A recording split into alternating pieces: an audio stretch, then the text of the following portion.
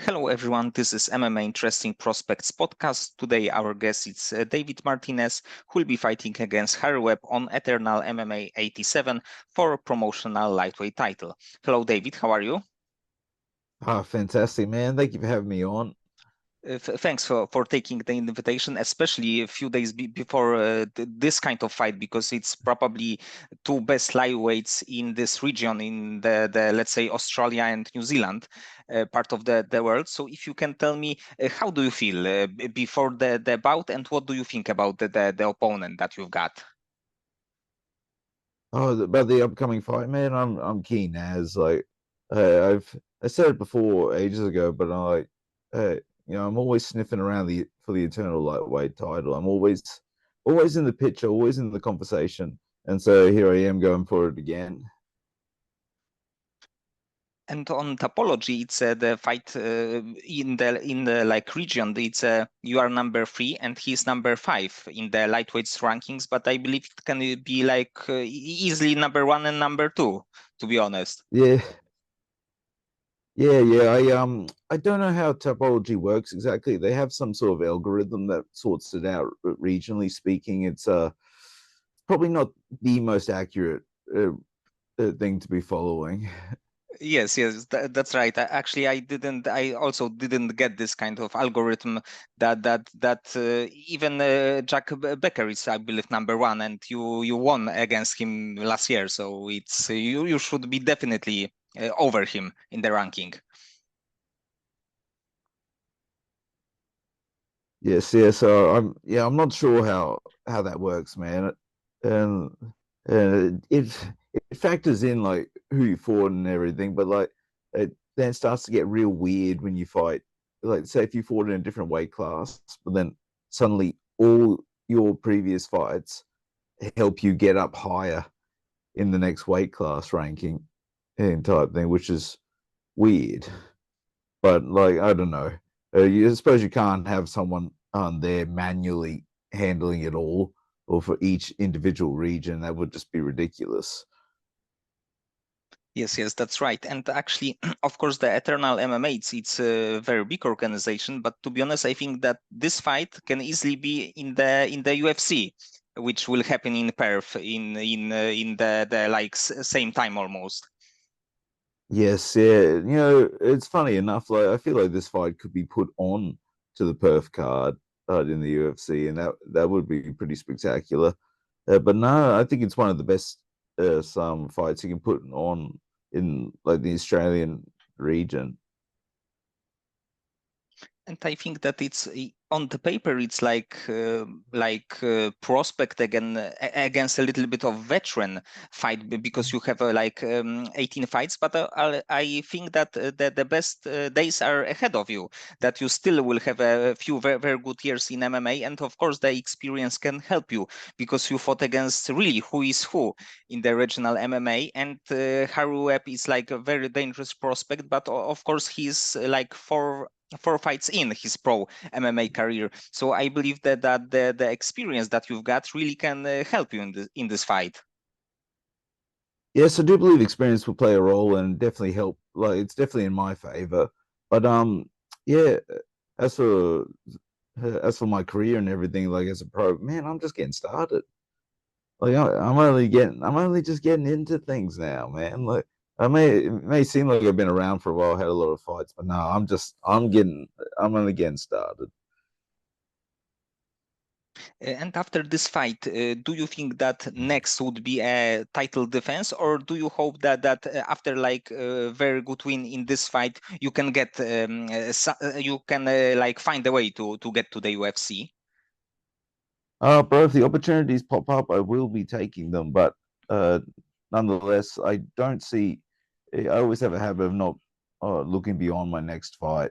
Uh, so for all I'm keeping my eyes on is this title fight against Harry Webb.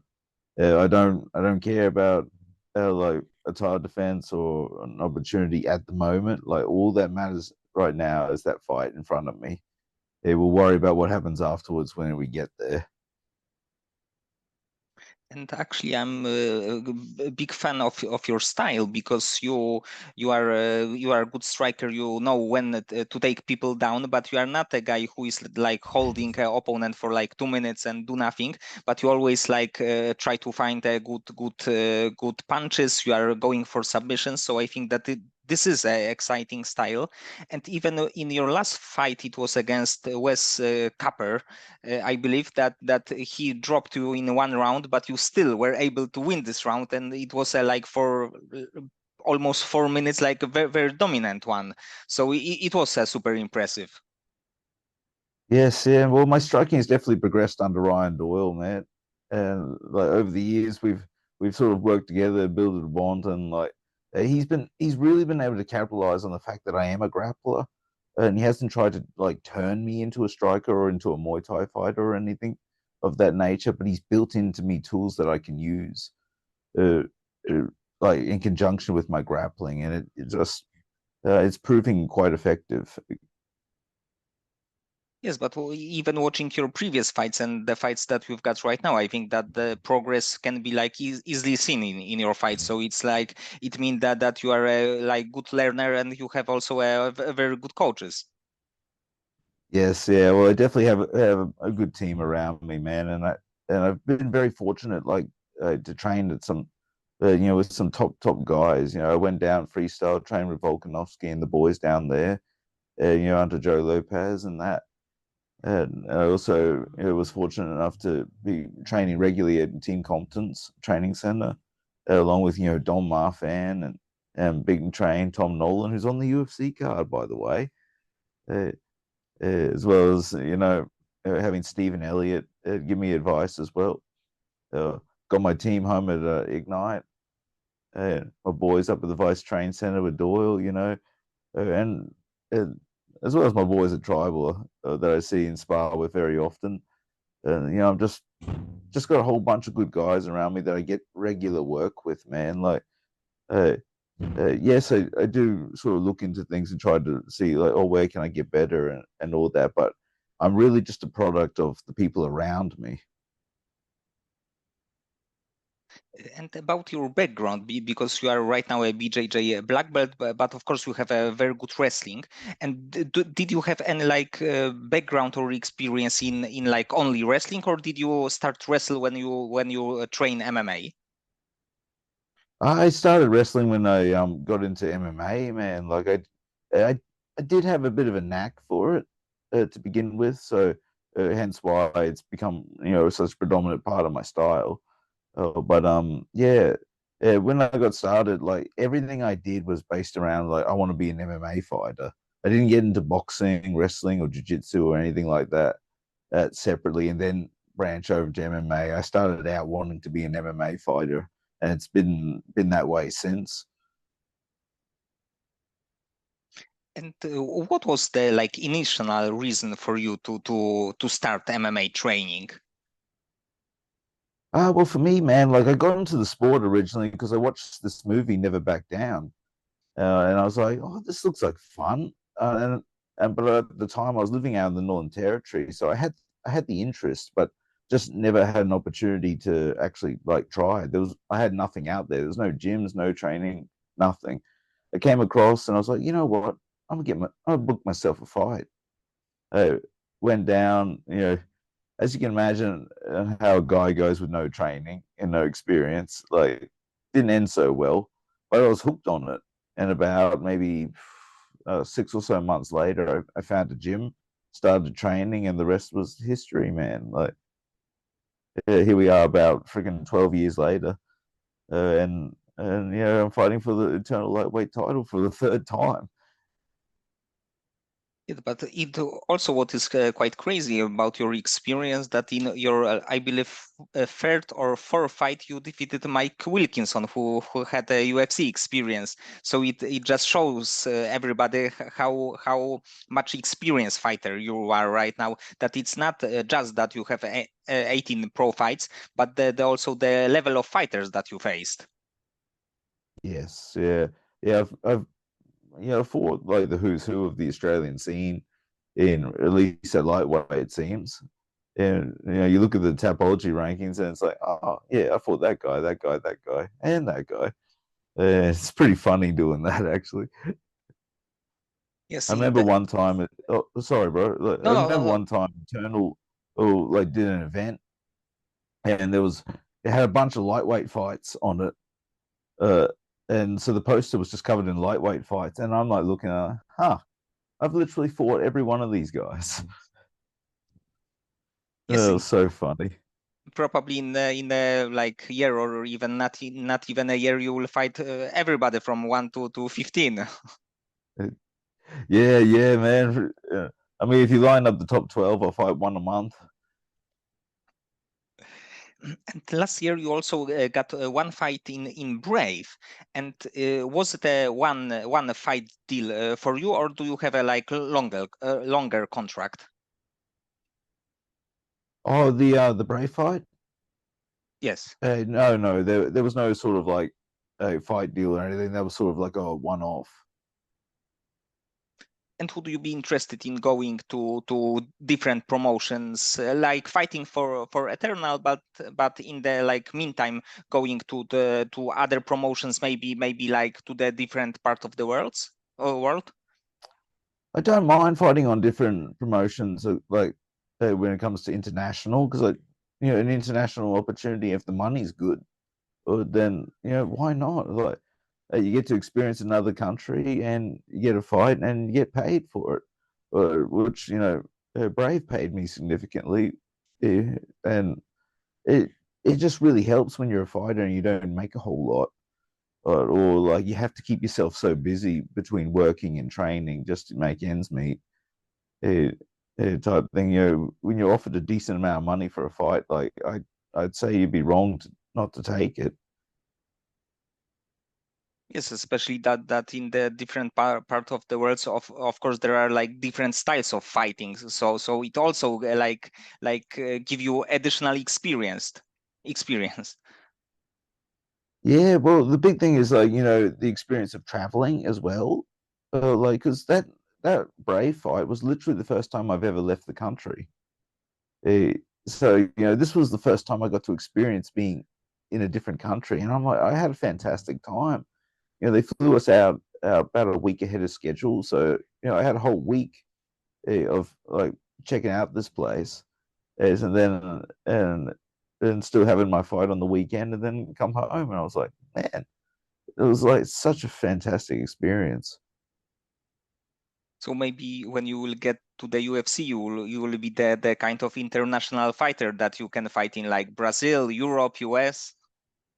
I very much so, man, very much. I'd love to take international fights just for, or the opportunity to like add like travel into my thing, and because I'm such a busy guy, uh, that it's hard to make time to even travel around locally, unless I'm training, unless I'm going somewhere to train and type thing. I generally don't leave the house.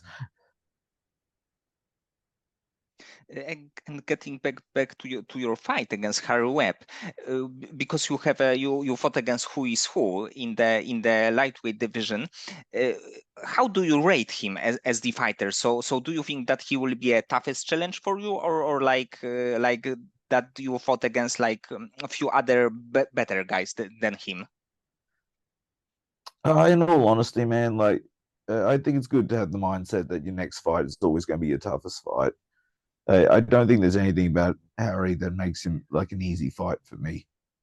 He present, you know, he presents some challenges that maybe I haven't encountered quite yet.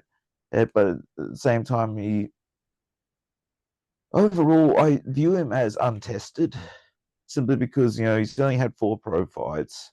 He doesn't tend to go to decisions and type of thing, so he is dangerous. But on the same time, like he's not really been pushed by anyone he's fought or type of deal. So it's kind of like, yeah, we'll see. We'll see how that goes.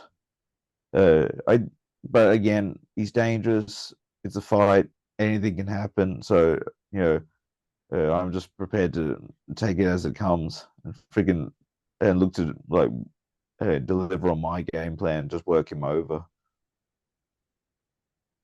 It's of course good to have many finishes, but when you have only finishes, there is a little bit question mark how you will fight in the like second part of the fight, like third round, and in the championship round, or also the fourth and the fifth. And when you have the experience fighting for like 15 or 25 minutes, you know what you can do in this fight, and sometimes because of this knowledge, because of the experience, you can actually like break off your opponent. Yeah, yeah. Well, I'm kind of viewing it as like Henry Cejudo against Marlon Moraes. Like Marlon's just freaking gone on a tear, just destroying people. He runs into Cejudo, destroys him in the first round, but Cejudo doesn't go away, and then he just claws his way back. And ever since then, and Marlon Moraes just never looked the same. Freaking Henan Baral's another one. Just incredible career. Was he undefeated in like 30 something fights? Runs into TJ Dillashaw, and all of a sudden he's a completely different man. And after that fight, uh, and I'm just looking to be the one, um, basically like Cejudo against Marlon Moraes. Yeah, that's what I'm aiming to do. And you named a few fighters right now, and for now, who is your like favorite fighter to watch? I loved watching GSP, man, and but once he retired, Volkanovski became my guy. He was the one that I liked watching and wanted to emulate and everything. And then, I had the fortunate opportunity to meet him out the back of one of my fights because he was up cornering one of his guys. And yeah, after that, I went down and I've trained with him a few times, and it's been like, oh, it's been awesome, man. Like they say, they say, you should never meet your heroes type thing because you'll be disappointed. But I say Volk is the opposite. Like you meet him in person and you just love him that much more, as both a fighter and as a person. Man, he's just top notch. And of course, he was like last year super close to be a double champion in the first fight against Islam. So it was like really close to be in the like record books as the one of the double champ. Oh, I put him in the record books anyway, bro. He's been a top gun for years, uh, type thing. But yeah, and he was that close to that double champ status. Like depending on the judges how they were looking at it, like in some people's opinion, he won that fight. So that's how good he looked. Now, as for the second Islam fight, well, that should never have taken place, as far as I'm concerned. But it is what it is. Yes, but what is also crazy that even with the last few fights that the results weren't great, I think that he still can be a featherweight champion easily because of his skills. He can beat he can beat of course Max because he did it. He probably can beat Ilias. So I think that it's not that it's end of his career and there will be like only losses or something like this. He can be a champion in just few months, to be honest. Yeah, yeah, man. He can do it over again, and so he can beat any of the top guys on a week's notice. Yeah, so like never ever count Volk out. And when you are thinking about your career, what would be a perfect moment, a perfect year for you to go to the UFC? Oh, sorry, man. Yes, yes. What do you think would be a perfect moment to for you to go to the UFC in maybe next year, maybe 2026? Well, if you want to give me a call up tonight, I'll go over tomorrow. Yeah, yeah, look, man. The perfect time to go is whenever the opportunity pops up. That's the go time. There's no, I'm not going to sit back and think, oh, maybe a year, maybe two, or maybe 6 months. Nah, nah. If the opportunity pops up, we're going. And would you be able to do do a weight cut in like 2 weeks? Let's say that the fight, one fight in the UFC is off, and you have 2 weeks to make a weight. Oh, I would still have to work on my self control and balance outside of fighting and type thing. You know, in the off camp, uh, in order to be able to just suddenly do 2 weeks uh, for lightweight particularly. But outside of that, man, like once that's under control, yeah, I should be able to do that. So maybe like next show in Perth next year, or any other like city, you will be able to, like, when you win this fight, or maybe in the meantime another one. This will be a perfect moment, and they will not give you a like short notice fight, but like fight with a full camp. Yeah, maybe they'll give me a shot on the contender series, or like uh, uh, call me up for like a replacement fight in one of their Australian shows. You know, I'm happy to do either. And if you can fight against any lightweight in the UFC, do you have a like a name in mind that you would like to fight? Oh, bro, I'm gonna fight Justin Gaethje. Like that would be so fun and like dangerous as hell. Like life threatening even, but damn, it'd be so awesome to be like trading shots with that guy. Yes, he's definitely great name, and all of his fights are like wars, and of course it can be super dangerous for the opponent. Heck yeah. And when you are thinking about your current skill set, and there would be a like option to take skill from any fighter in the world and add to your current skill set, what kind of tool or skill would you like to take from some fighter? For me, man, I would take Volk's distance management if I could. Like his management of range and dictating where the fight takes place, as he likes to say, you know, lead the dance.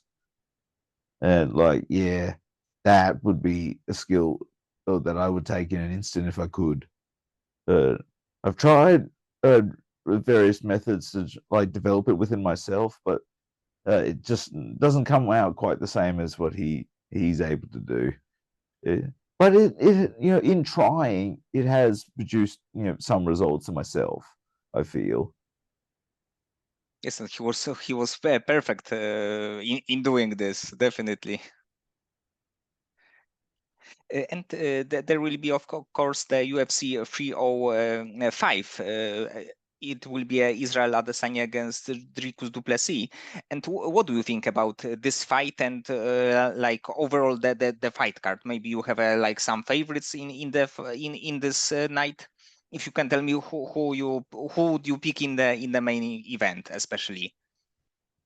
That's a real intriguing matchup, man. But it really depends on how Adesanya shows up as well. Like he was seeming a bit uh, sort of like, you know, done with it or a bit bored. Type thing. You know, he was really only fighting just enough to win in a lot of his title fights. And you know, until he came back, knocked out Pereira. You know, that was pretty spectacular. But then he fought, you know, Sean Strickland and looked disappointing as heck. So it's hard to say, you know, how Adesanya turns up. But yeah, with du Plessis, however, I've been real impressed with him as of late, especially in that Strickland fight where I was like, damn, he can keep his maniac style going over the 5 rounds. Like that's insane, especially for a big guy at middleweight, and with how much power he throws into every shot and on every movement he makes. It seems to, you know, cost him a lot of energy, but no, he kept it firing for 5 rounds. So very impressive. I think it's hard to say because I don't know if Adesanya can keep du Plessis off him and for that long, or because it's very similar to the Strickland fight in the sense that I think du Plessis just keeps walking him down, but has a lot more power and threatening. Yeah, so while I'm uncertain about Adesanya at this point in time, I'm going to have to lean du Plessis for that fight.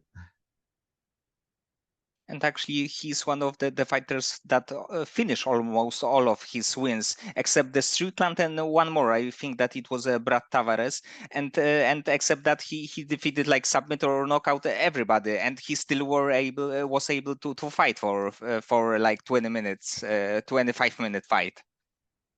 Yes, yeah, like insane, insane. And after you are like you are after the fight, it's like Monday or Tuesday, and then you are a little bit beat up and you not really go for training. What do you like to do when you have a little bit more free time? Oh, when I've got more free time, that's the thing, man. Like, yeah, I devote so much of my life toward like training and then working around training and doing PTs and all that stuff. Like, I'm like, I don't even know what I'd want to do if I had the time. I don't have outside of what I do. I don't have a whole. I don't like have a hobby or anything that I want to pursue. I'm not into like shooting guns or hunting or freaking I don't know, playing basketball on the weekends. Or I don't have anything going for me outside of fighting. And I'm like, I don't know if that's a good thing or a bad thing. Yeah, I'm not sure. Am I going all right, or do I need to see a psychologist about it? Um, I couldn't tell you, brother. Uh, uh, either I'm keep myself busy and it's healthy, or I'm like a workaholic and it's unhealthy. Like, I don't know. And after your career will be done, do you plan to be a like full-time coach to have a like fighters that also have a plan to go to the UFC? Yeah, man. I'm not fully set on any identity about what happens to me after I finish fighting. Like, uh, taking on a role as a coach does seem like uh, most likely type thing, but I don't want to like lock myself into that because I don't know what might pop up in the future type thing. Um, Coach definitely seems like the right pathway, but we'll see what happens when we get there and see if I have like a natural feel for it, or if I need some development in that area, or if there's something else that takes my interest by that time. Okay, David. So many thanks for the conversation. I think that your like next lightweight title fight would be one of the most interesting in your career. But I would definitely favor you because of your experience and because of you are the fighter that it's like hard to break, and you have the like very tough style to beat. And I hope that in next year we can see you in the UFC as like three-time Eternal MMA champion. Yeah, heck yeah, man. Yeah, you'll see me down in one of the big promotions, UFC, PFL, Bellator, but I'll be dragging around my three eternal belts with me.